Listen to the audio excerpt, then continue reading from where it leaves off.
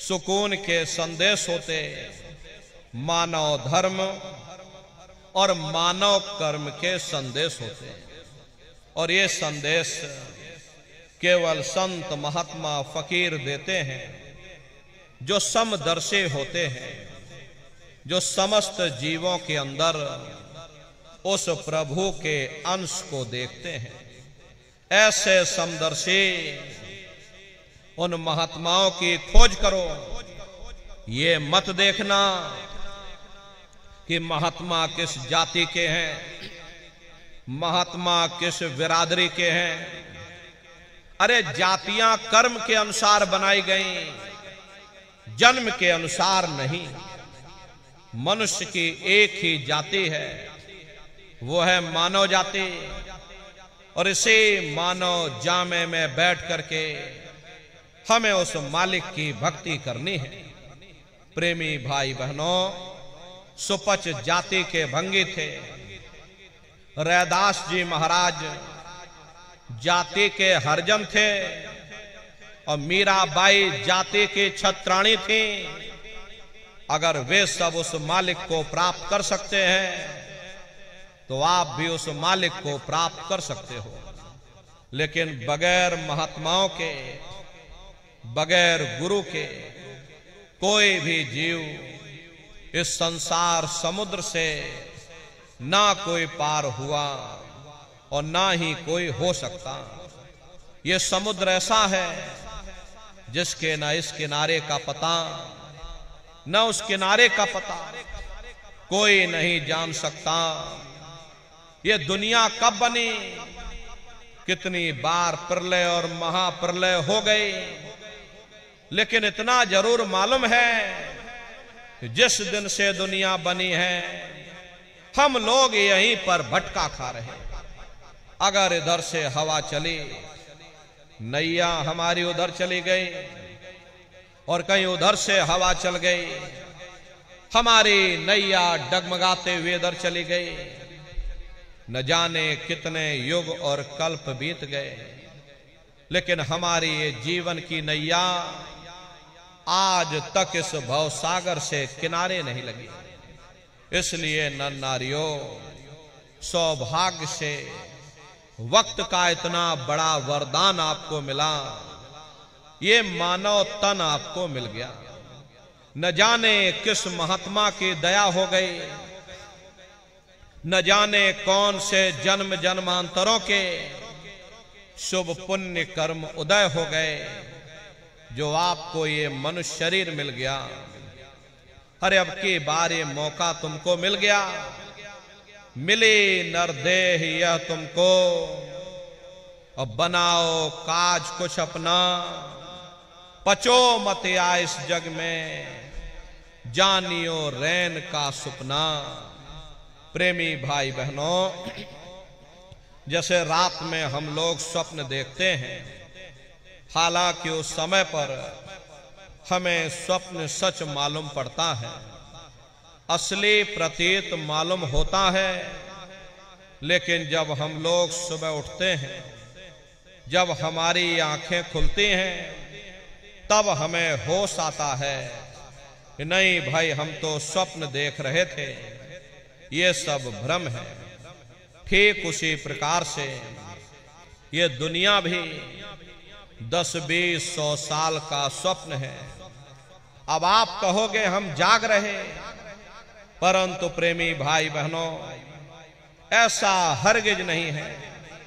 जिस दिन मौत का वक्त आएगा, अरे हम लोग रोएंगे, हाय हाय करके चिल्लाएंगे कि हाय, हमने सारी जिंदगी यूं ही स्वप्न में गुजार दी, जागने का समय तो अभी आया था, जो कुछ करना था अभी करना था। लेकिन प्रेमी भाई बहनों, अब पछताए होत क्या, जब चिड़िया चुग गई खेत। महात्मा प्रेम से जीवों को समझाते हैं कि भाई देह और गृह सब झूठा, और भरम में काहे को खपना।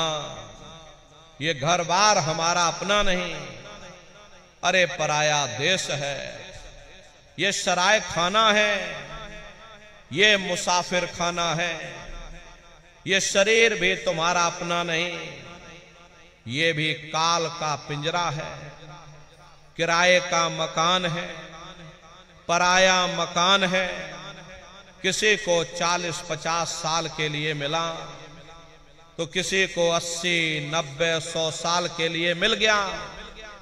जितने जितने श्वास उस मालिक ने बख्शे हैं, उसे भुगतने के बाद में हमें शरीर को यहीं छोड़ जाना। श्वास दुधारा नित्य ही जारी, एक दिन खाली चाम।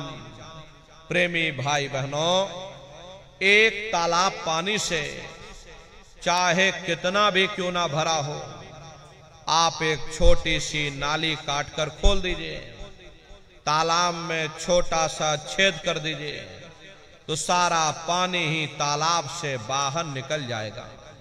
ठीक उसी प्रकार से तुम्हारा ये शरीर भी श्वासों का भंडार है, और जब तक श्वासों का भंडार जारी है, हम दुनिया के काम काज में फंसे हुए, दुनिया के कारोबार में हम आप उलझे हुए।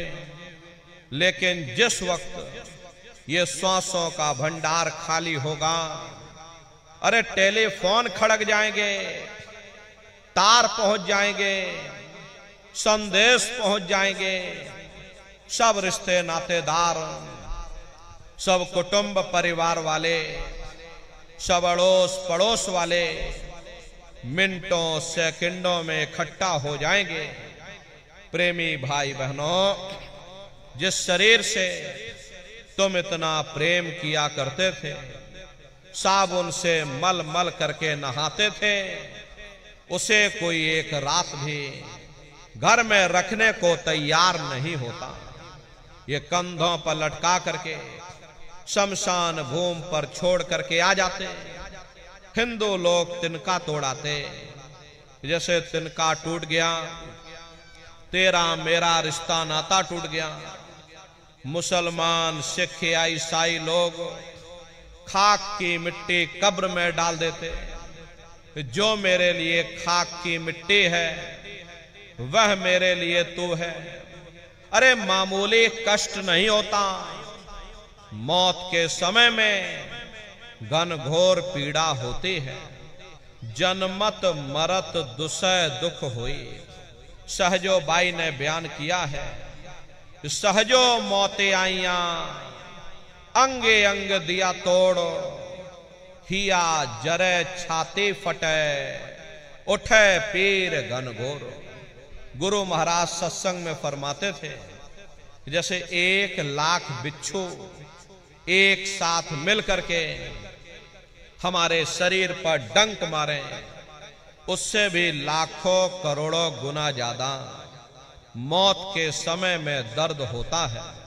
प्रेमी भाई बहनों, जब मृत्यु आती है तो किस तरह से प्राण निकलते हैं, प्राणों के निकलने की क्या प्रक्रिया होती है, या यूं कह लीजिए कि मौत कैसे आती है, तो जरा संक्षिप्त में आप समझ लीजिए। सिमटत भास श्वास उठ जावे, और प्राण पति जम सिमट समावे, उस समय हमारी ये श्वासें रुक जाती हैं। शरीर की चेतना नीचे से सिमटने लगती है, तो सबसे पहले गुदा चक्र टूटता है, क्योंकि गुदा चक्र में पृथ्वी का वास होता है। गुदा चक्र टूट करके ऊपर इंद्रिय चक्र में समा जाता। इंद्रिय चक्र में जल का वास होता, यानी जल ने पृथ्वी को घोल दिया। फिर जब इंद्रिय चक्र टूटेगा तो ऊपर नाभि चक्र में समा जाएगा। ये नाभि चक्र में अग्नि का वास होता, यानी अग्नि ने फिर जल को सुखा दिया। ये नीचे से सिमटाव होता है, नीचे से ऊपर की ओर सिमटाव होता। पैरों के तलवे से लेकर के ये सिर की चोटी तक सिमटाव होता। फिर जब ये नाभि चक्र टूटेगा तो ऊपर हृदय चक्र में समा जाएगा। हृदय चक्र में वायु का वास होता, यानी वायु ने अग्नि को अपने में समाहित कर लिया और इस तरह से वायु ऊपर आकाश में उड़ गई। ये आंखों की पुतलियां ऊपर पलट जाती हैं, मुंह खुला का खुला रह जाता।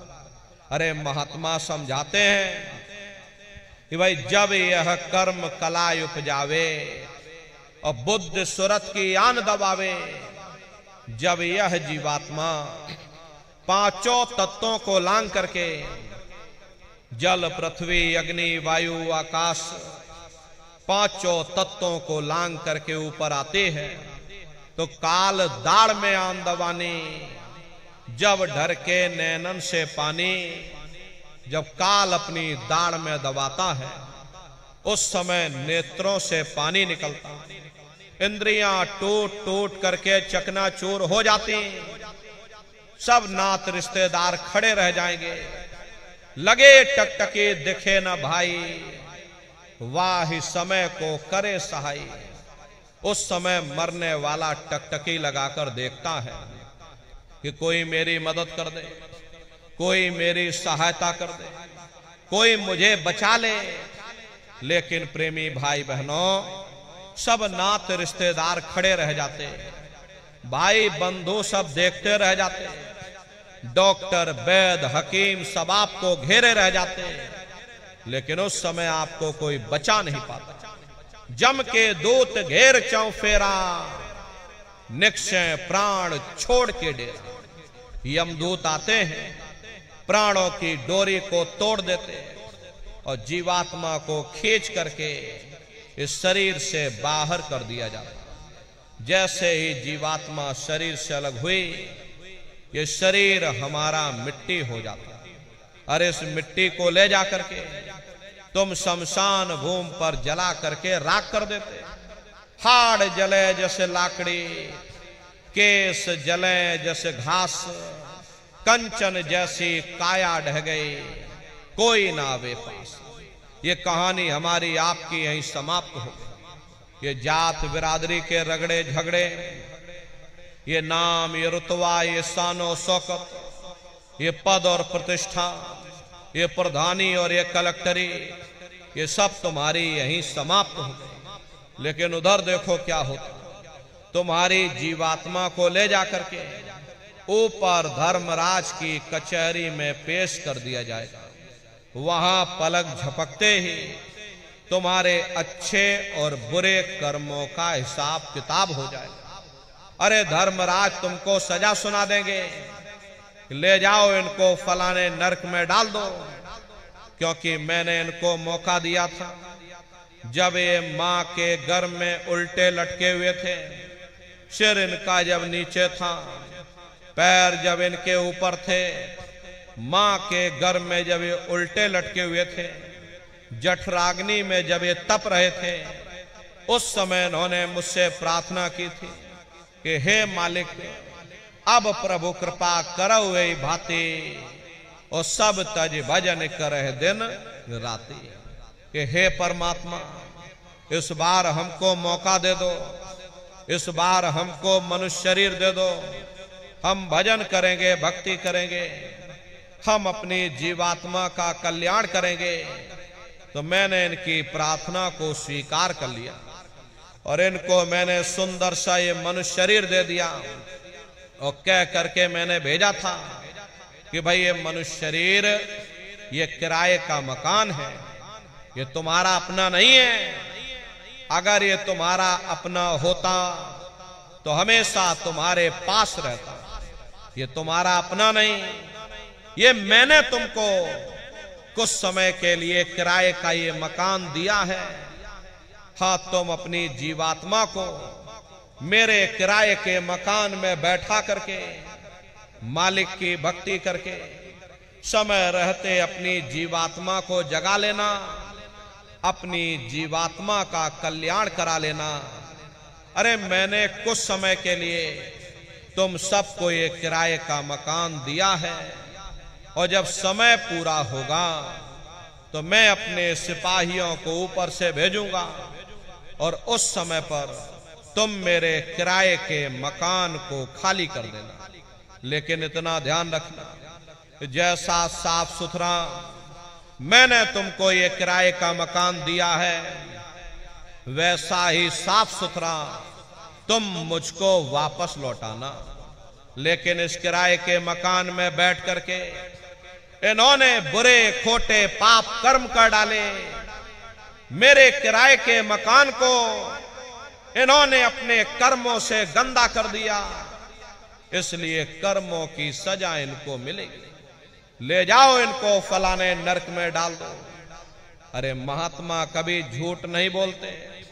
महात्माओं ने जब साधना किया, साधना करके जब ऊपर गए और ऊपर जा करके जब उन्होंने नरकों का हाल देखा, तो हमारी आपकी जानकारी के लिए उन्होंने धर्म ग्रंथों में लिख दिया, लोह के खंभ तपत के माही, और जहां जीव को ले चिपटाई वहां बड़े बड़े लोहे के खंबे अग्नि से धधक धधक कर लाल हो रहे। वाही समय की कहां सुनाई, लोहा अगन धमन धोकाई, जो धमन से धोक लोहारा, और लोहा जो अग्नि में डारा।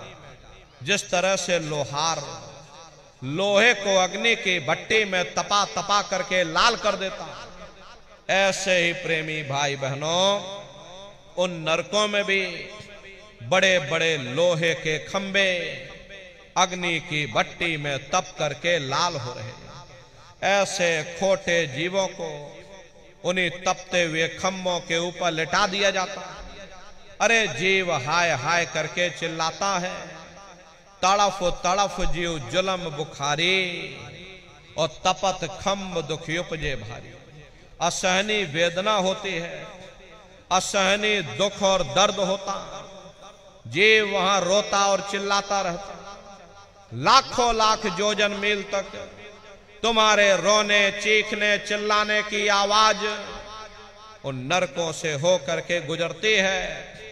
लेकिन प्रेमी भाई बहनों वहां कोई तुम्हारी पुकार सुनने वाला नहीं, कोई तुम्हारी दर्द भरी आवाज को सुनने वाला नहीं।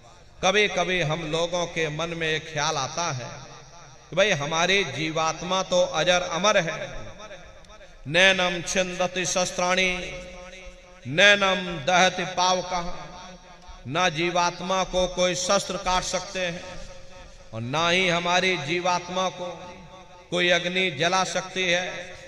फिर भला हमारी जीवात्मा को कौन से नरकों की आग में जलाया जाएगा? भला हमारी जीवात्मा को फिर कौन सा कष्ट? तो इसे समझने की कोशिश करो। प्रेमी भाई बहनों, तुम्हारी जीवात्मा के ऊपर 4 प्रकार के कपड़े पहनाए जाते हैं। पहला है कारण कपड़ा, दूसरा है सूक्ष्म कपड़ा, तीसरा है लिंग कपड़ा, और चौथा स्थूल कपड़ा है। ये पंच भौतिक शरीर जिसके अंदर तुम्हारी जीवात्मा बंद है, ये स्थूल शरीर है। जब ये स्थूल शरीर नष्ट हो जाएगा तब तुम्हारी जीवात्मा लिंग शरीर में आती है। लिंग शरीर 17 तत्वों का होता है। जितने भी देवी देवता भूत प्रेत जिंद पिशाच होते हैं, ये सभी लिंग शरीर में आते हैं। लिंग शरीर का जो भोजन होता है वो खुशबू यानी कि सुगंधी होता है। अगर किसी को घर में भूत प्रेत चढ़ा हो, आप उसे थोड़ी खुशबू सूंघा देना, खुशबू सूंघते सूंघते उसका पेट भर जाएगा, अपने आप धीरे धीरे शांत हो जाएगा। क्योंकि लिंग शरीर का जो भोजन होता है वो सुगंधी होता है। और लिंग शरीर के ऊपर सूक्ष्म शरीर आता है।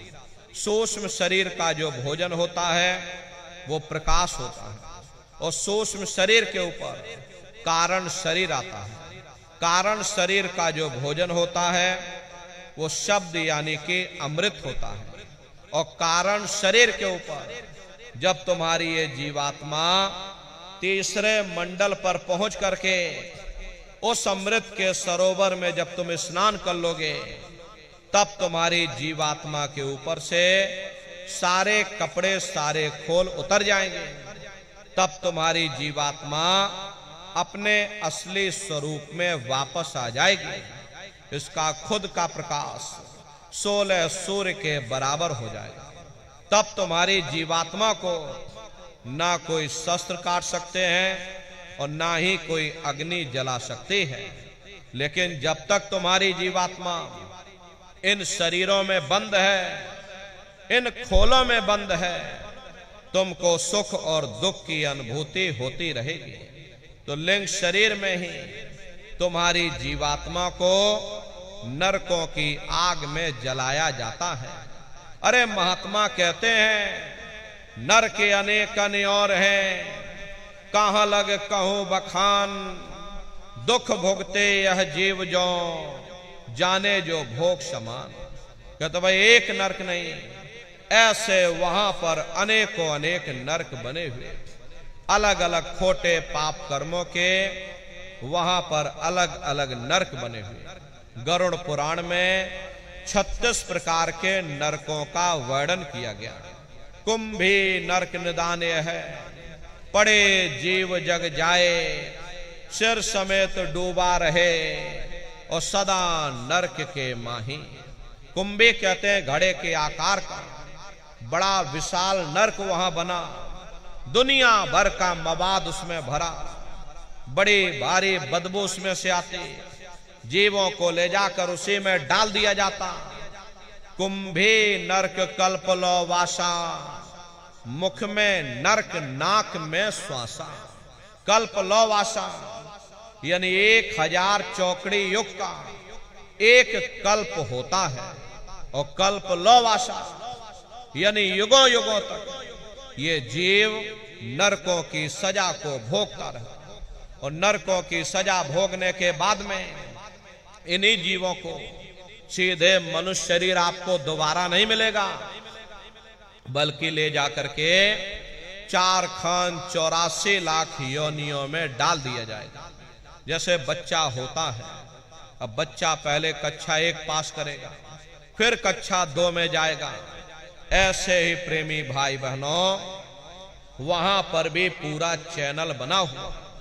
नरकों की सजा भोगने के बाद में इन्हीं जीवों को 4 खान 84 लाख योनियों में डाल दिया जाता। ये 4 खान 84 लाख योनियां ये कोई मामूली योनियां नहीं होती। 4 खान का मतलब होता है अंडज पिंडज उपमज स्थावर, ये 4 खाने होती हैं। पहली श्रेणी पेड़ पौधों की आती है जिनके अंदर पानी का तत्व मौजूद होता।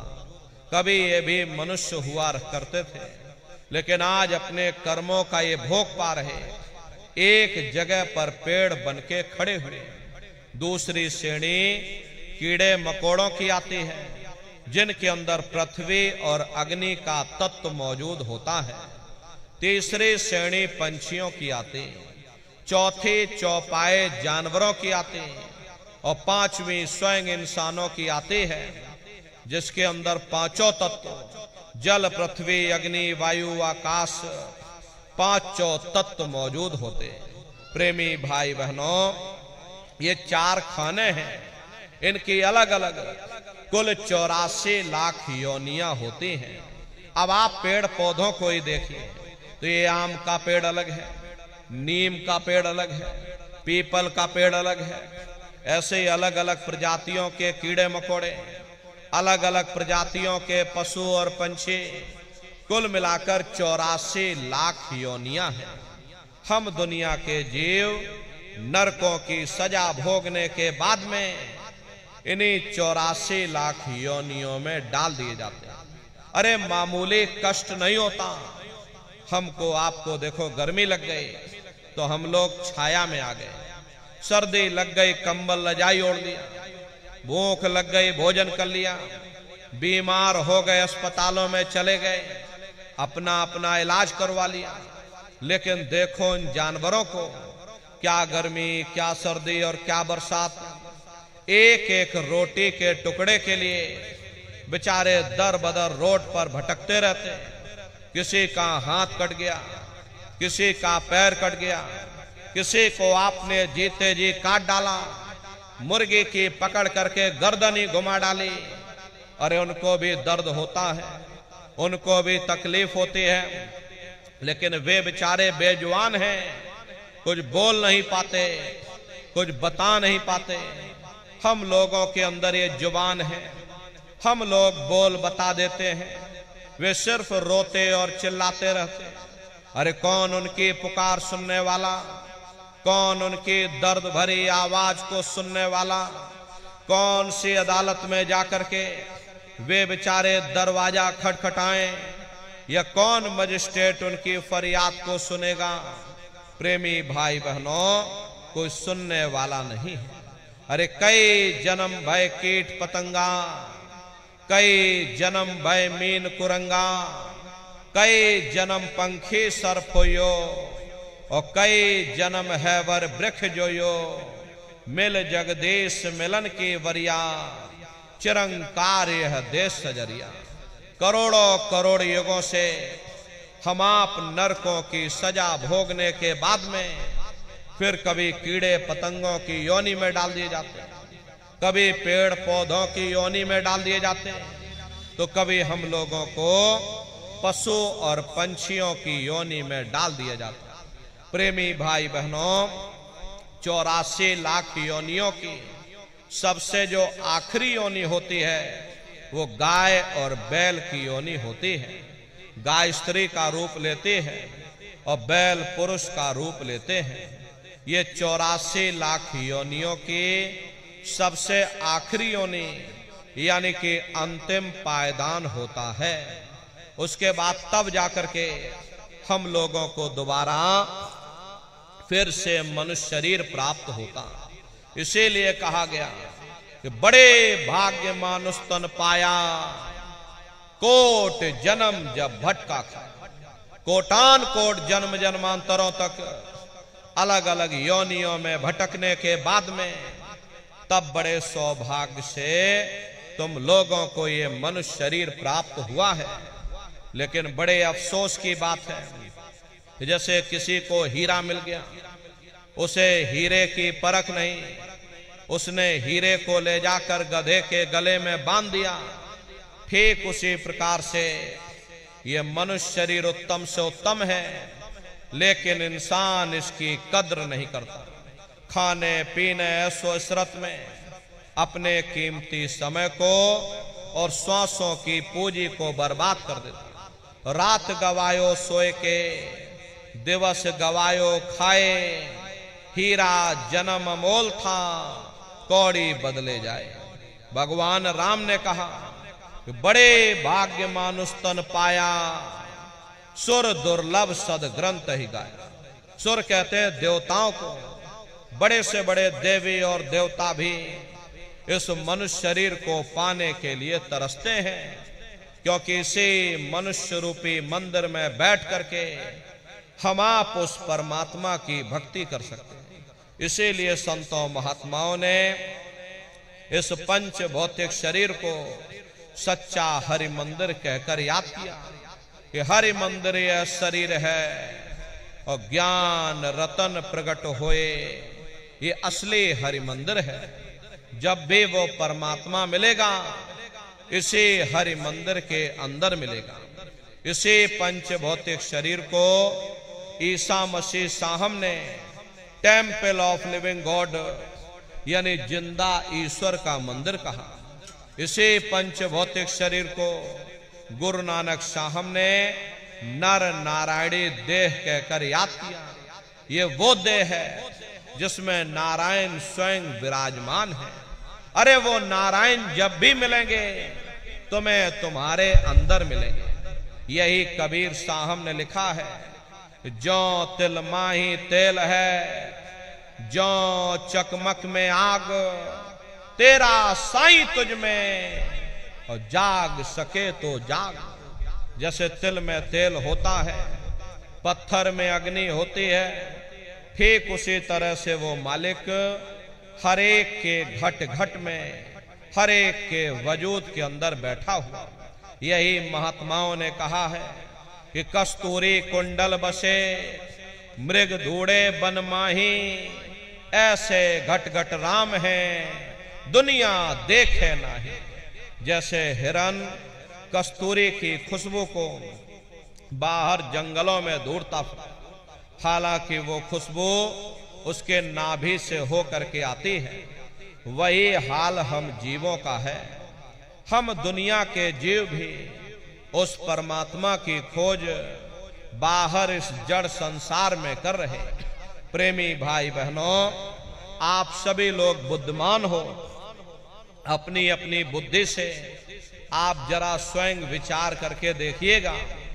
जब उस परमात्मा ने हर इंसान को एक जैसा बनाया, आंख, कान, नाक, मुंह, हाथ, पांव एक जैसे दिए, तो हम आप ये कैसे सोच सकते हैं उसने हिंदुओं के लिए अपने मिलने का कोई और रास्ता बनाया होगा, या मुसलमान, सिख या ईसाइयों के लिए अपने मिलने का कोई और रास्ता। अरे मोको कहां ढूंढे रे बंदे, मैं तो तेरे पास में, और ना तीरथ में ना मूरत में, मैं तो हूं विश्वास में। ना मैं तीरथ में मिलूंगा, ना मैं मूरत में मिलूंगा, ना मैं अन्य किसी कर्म कांड में मिलूंगा, ना मैं ग्रंथों में मिलूंगा, ना मैं पोथियों में मिलूंगा, और ना ही मैं इन किताबों में मिलूंगा। जो सारी उम्र बैठ करके तुम किताबें पढ़ते रहो, रात दिन उन चौपाइयों को ढोलक मजीरा बजा बजा करके रटते रहो। अरे मैं जब भी मिलूंगा तो मैं तुम्हारे अंदर मिलूंगा। प्रेमी भाई बहनों, बड़ी सीधी सी बात है कि अगर खाना बनाने की किताब हो, सारी उम्र बैठ करके तुम पढ़ते ही रहोगे कि भाई खाना ऐसे बनता है, खाना वैसे बनता है, और खाने में नमक डाला जाता है तो खाने में तेल डाला जाता है, और फिर खाने में हल्दी डाली जाती है, फिर खाने में जीरा डाला जाता है, तो कभी तुम्हारा पेट नहीं भर सकता। और जब तक आप खाना बनाओगे नहीं, उसे स्वयं खाओगे नहीं, कभी तुम्हारा पेट नहीं भर सकता। हम वेदों की निंदा नहीं करते, हम ग्रंथों की निंदा नहीं करते, हम गीता, कुरान और बाइबल की निंदा नहीं करते। वेद, शास्त्र, गीता, कुरान, बाइबल, जितने भी हमारे धर्म ग्रंथ हैं, चिल्ला चिल्ला करके सब यही कह रहे कि भाई मनुष्य के अंदर अंड खंड ब्रह्मांड है, स्वयं वो परमात्मा तेरे अंदर बैठा। चलो अंदर चलो, अंदर चल करके उस परमात्मा का दर्शन दीदार करो। अब सवाल ये उठता है कि भाई आखिर हम अपने अंदर जा करके उस परमात्मा का दर्शन कैसे करेंगे? तो इसके लिए संतों महात्माओं ने केवल 3 साधन बताए। साधन 3 सार्युन वर्णे, और साधन सब थोथे मान। इस कलयुग में उस मालिक को पाने के लिए महात्माओं ने केवल 3 पूजाएं बताई।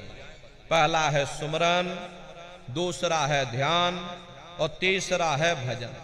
सुमरन कहते हैं अपने गुरु को याद करना, ध्यान कहते हैं अपनी दिव्य दृष्टि को खोलना, और भजन कहते हैं कान में उंगली डाल करके उस शब्द को सुनना, उस नाम को सुनना, उस देववाणी आकाशवाणी को सुनना जो 24 घंटे तुम्हारे सबके अंदर गूंज रही।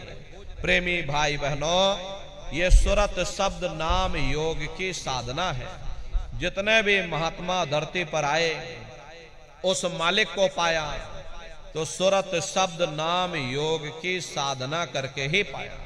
देखिए, सबसे पहले कबीर साहब आए। कबीर साहब ने सुरत शब्द नाम योग की साधना जारी की। उसके बाद गुरु नानक साहब आए। गुरु नानक साहब ने भी सुरत शब्द नाम योग की साधना जारी की। उसके बाद और भी महात्मा आए, कबीर, नानक, दादू दरिया, भीखा साहब, रविदास जी महाराज, पलटू साहब जी महाराज, सूरदास जी महाराज, चित्रकूट में आप चले जाइए, गोस्वामी जी महाराज, जिन्होंने रामचरित्र मानस बनाई है, जिसका पाठ आप सभी लोग अपने अपने घरों में मंदिरों में बैठ करके करते हो, उन्होंने भी उस मालिक को पाया तो सुरत शब्द नाम योग की साधना करके ही पाया। राजस्थान की धरती पर देखो मीराबाई हुई, सहजोबाई हुई, उन्होंने भी उस मालिक को पाया तो सुरत शब्द नाम योग की साधना करके ही पाया। प्रेमी भाई बहनों, ये सुरत शब्द नाम योग की साधना है। इस साधना की 3 क्रियाएं हैं।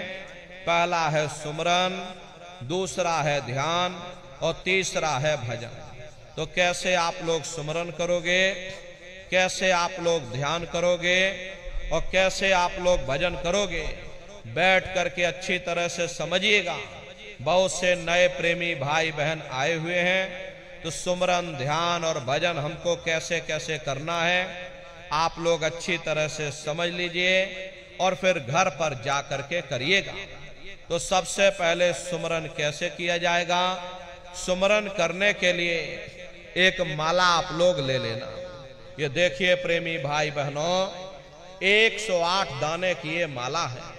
अपने अपने घरों में बैठ करके बाहर से अपनी आंख को बंद कर लेना। दोनों आंखों के मध्य भाग में अपने ध्यान को रोक करके और दाने दाने पर जय गुरुदेव नाम का उच्चारण करिएगा।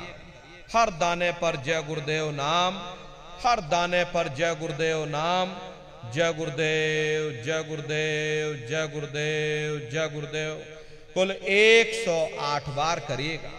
दोबारा इसी जगह फिर वापस आ जाओगे। जब आप जय गुरुदेव नाम का उच्चारण करोगे तो दोनों आंखों के मध्य भाग में अपने ध्यान को रोक करके और दाने दाने पर जय गुरुदेव नाम का उच्चारण करिएगा। जिसको आप याद कर रहे हो, एक समय ऐसा आएगा वो अंतर में तुम्हारे सामने प्रकट हो जाएगा। उसके स्वरूप को देख लेना, फिर उसी के स्वरूप को याद करके जय गुरुदेव नाम का सुमरन सभी नए प्रेमी भाई बहन करिएगा। दूसरी बार फिर यहीं से जय गुरुदेव नाम का सुमरन, तीसरी बार फिर यहीं से जय गुरुदेव नाम का सुमरन, चौथी बार फिर यहीं से जय गुरुदेव नाम का सुमरन। इस तरह से कुल 8 बार जय गुरुदेव नाम का सुमरन सभी नए प्रेमी भाई बहन करिएगा। और 8 बार करने के बाद में ये माला आप रख देना। प्रेमी भाई बहनों, ये जय गुरुदेव नाम किसी साधारण इंसान का नाम नहीं, ये स्वयं उस अनामी महाप्रभु का नाम है। समय समय पर संत महात्मा अपने अपने समय पर आकर के अपनी साधना के द्वारा उस मालिक के नाम को जगाते हैं, उस मालिक के नाम को सिद्ध करते हैं। जैसे कबीर साहब आए, कबीर साहब ने साहिब नाम सिद्ध किया। गुरु नानक साहब आए, गुरु नानक साहब ने वाह गुरु नाम सिद्ध किया। गोस्वामी जी महाराज आए, गोस्वामी जी महाराज ने राम नाम सिद्ध किया। मीराबाई आई, मीराबाई ने गिरधर नाम सिद्ध किया। सूरदास जी महाराज आए तो सूरदास जी महाराज ने श्याम नाम सिद्ध किया। इसी तरह से हमारे गुरु महाराज जय गुरुदेव नाम सिद्ध करके गए। जय गुरुदेव नाम का जहाज लगाकर गए। अगर जहाज पर सारी दुनिया बैठेगी, ये जहाज सारी दुनिया को पार करेगा। नए जीवों के लिए नाम दान को और सरल से सरल किया गया, वरना बहुत से पुराने पुराने प्रेमी हैं और अगर उनसे ये पूछा जाए कि भाई जरा नाम रूप स्थान गाजे बाजे बता दो, वो तक भूल जाते हैं। अब इतने पुराने हो करके और आज तक नाम रूप स्थान गाजे बाजे याद नहीं कर पाए। इसीलिए नए जीवों के लिए, नए लोगों को, प्रेमी भाई बहनों, सरल से सरल तरीके से आपको ये रास्ता बताया जा रहा है। प्रेमी भाई बहनों, बहुत से गांव के बूढ़े बुजुर्ग हैं, बगैर पढ़े लिखे लोग भी हैं, बच्चे बच्चियां भी हैं। आसानी से आप लोग समझ जाओ और सुमरन कर सको, इसीलिए इस रास्ते को और सरल से सरल किया गया। एक साधे सब सधे, सब साधे सब जाए। पहले अपने गुरु की उंगली पकड़ लो, क्योंकि गुरु तुम्हारा सच्चा रहबर है। गुरु बिन भव निज तरह न कोई, बगैर गुरु के तुम्हारी ये जीवात्मा इस भव सागर से पार नहीं जा सकती। गुरु गोविंदो खड़े काके लागो पाई, बलिहारी गुरु आपने जिन गोविंद दियो बताई। महिमा उन्हीं की है जिन्होंने उस गोविंद को लखा दिया। इस संसार में हमारे 3 तरह के गुरु होते हैं। पहले गुरु हमारे माता पिता होते हैं, जो हमें जन्म देते हैं, हमारा पालन पोषण करते, बचपन से हमारे अंदर संस्कार डालते। ये माता पिता हमारे पहले गुरु होते हैं। दूसरे गुरु हमारे शिक्षक होते हैं, जो हमें स्कूलों में, कॉलेजों में हमें जो भौतिक ज्ञान देते हैं, ये हमारे दूसरे गुरु होते हैं। और तीसरे हमारे आध्यात्मिक गुरु होते, जो हमारी जीवात्मा को इस भव सागर से पार ले जाते हैं। इसीलिए कहा गया है, गुरुर ब्रह्मा गुरुर विष्णु गुरुर देवो महेश्वर गुरुर साक्षात पर ब्रह्म तस्मै श्री गुरुवे नमः। 3 लोक 9 खंड में गुरु से बड़ा न कोई, करता करे न कर सके, गुरु करे सो होई। इसलिए प्रेमी भाई बहनों, साधना करने से पहले जय गुरुदेव नाम का सुमरन सभी नए प्रेमी भाई बहन करिएगा। और सुमरन करने के बाद में फिर आप लोग ध्यान पर बैठिएगा। दूसरा है ध्यान, और ध्यान कहते हैं दृष्टि को एकाग्र करना, अपनी दिव्य दृष्टि को खोलना। तो कैसे आप लोग ध्यान करोगे, जरा अच्छी तरह से समझ लीजिए। अपने अपने घरों में पलथी मार करके आप लोग बैठिएगा। शरीर को टाइट मत करना। बहुत से प्रेमी गलती कर देते हैं कि ध्यान के समय अपने शरीर को बिल्कुल टाइट कर देते हैं। यदि आप अपने शरीर को टाइट कर दोगे तो ये शरीर आपका थक जाएगा, फिर शरीर ढीला पड़ जाएगा, फिर जैसे के तैसे हो जाओगे। इसलिए पहले से ही अपने शरीर को बिल्कुल ढीला छोड़ देना। जितना आराम से आप बैठोगे उतना आपके लिए अच्छा रहेगा। तो अपने अपने घरों में पलथी मार करके और ढीले बदन से आराम से बैठ जाना। बाहर से अपनी आंख को बंद कर लेना और दोनों आंखों के मध्य भाग में दूर सामने देखिएगा तो सामने आपको अंधेरा दिखाई पड़ेगा। जब आप अपने बाहर की आंख को बंद कर लोगे और अंतर में सामने देखोगे तो सामने आपको अंधेरा दिखाई देगा। बस उसी अंधेरे में एक जगह पर आप अपनी दृष्टि को रोकिएगा या उस अंधेरे को ही देखते रहना। दृष्टि अपने आप अंधेरे में रुक जाएगी। होशियारी यही रहे ये आंखों की पुतलियां हिलने ना पाए। शुरुआती समय में ये आंखों की पुतलियां अंदर अंदर हिलेंगी, लेकिन जब रोज रोज अभ्यास करोगे, करत करत अभ्यास ते जड़ मत होत सुजान, जब अभ्यास करते रहोगे तो आंखों की पुतलियां हिलना बंद हो जाएंगी। तो दूर सामने अंधेरे में एक जगह पर आप अपनी दृष्टि को रोकिएगा या उस अंधेरे को ही लगातार देखते रहना। दृष्टि अपने आप अंधेरे में रुक जाएगी। उस समय किसी के बारे में सोचना नहीं, किसी के बारे में विचार मत करिएगा। शरीर को बिल्कुल हिलाना नहीं, शून्य हो करके, शांत चित्त हो करके, एक टक हो करके बस सामने उस अंधेरे को लगातार देखते रहो। देखते देखते देखते देखते एक समय ऐसा आएगा कि आपकी ये दृष्टि उस अंधेरे में रुक जाएगी। और जैसे ही आपकी दृष्टि अंधेरे में रुकेगी तो सुई की नोक के बराबर काले में भी काला बिंदु, बड़ा चमकीला बिंदु होगा। तारे की तरह चम चम चम चम चमकेगा। वो चमकता हुआ तारे जैसा बिंदु आपको सामने दिखाई पड़ेगा।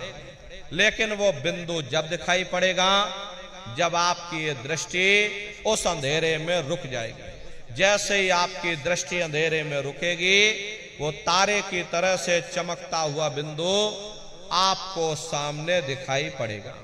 और जब वो बिंदु सामने दिखाई पड़ जाए तब आप अपनी दृष्टि को उस बिंदु पर एकाग्र कर देना। जब आप अपनी दृष्टि उस बिंदु पर एकाग्र कर दोगे तो वही बिंदु दरवाजा है, वही बिंदु खिड़की है।